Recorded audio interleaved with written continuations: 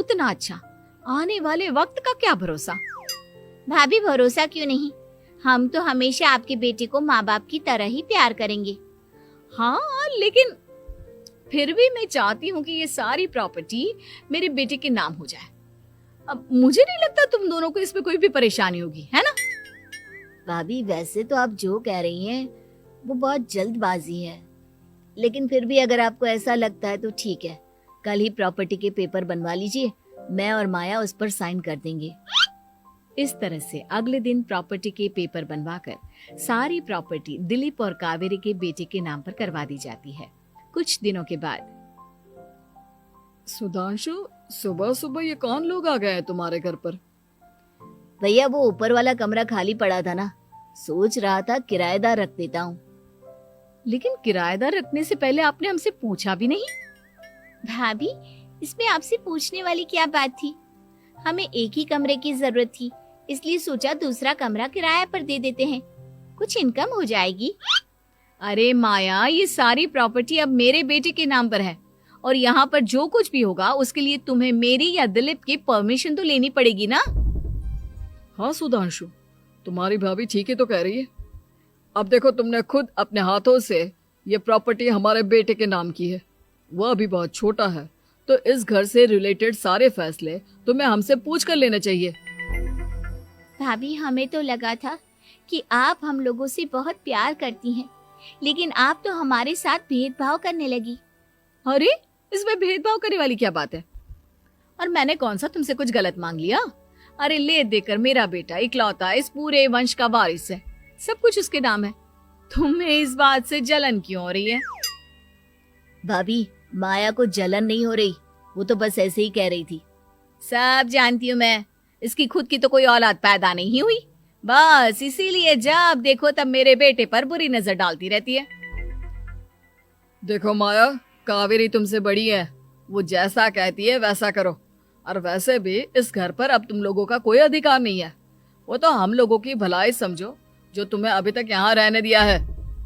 भैया आप इतने कैसे बदल गए? इस प्रॉपर्टी ने आपके दिल से हमारे लिए प्यार पूरी तरह खत्म कर दिया है क्या?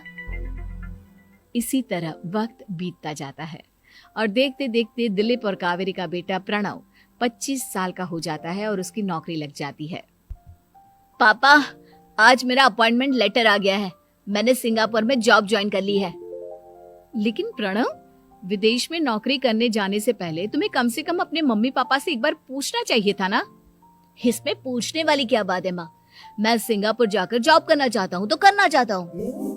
देखो प्रणव, हमने तुम्हारे लिए इतनी सारी प्रॉपर्टी यहाँ पर रखी हुई है, उन सब का क्या होगा? यहाँ रहो, बिजनेस करो।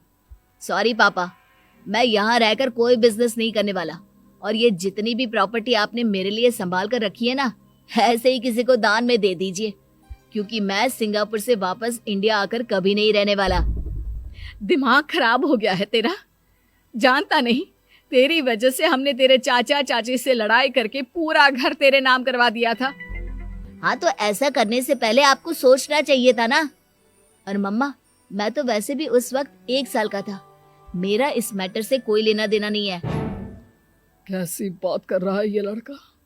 अरे तेरी वजह से अपने छोटे भाई से दुश्मनी लेकर बैठा हूं मैंने तो उसे घर से भी निकाल दिया। जानता नहीं तू, बाजू वाले घर में एक छोटा सा कमरा किराए पर लेकर रहते हैं तेरे चाचा चाची, और ये सब मैंने तेरे लिए किया।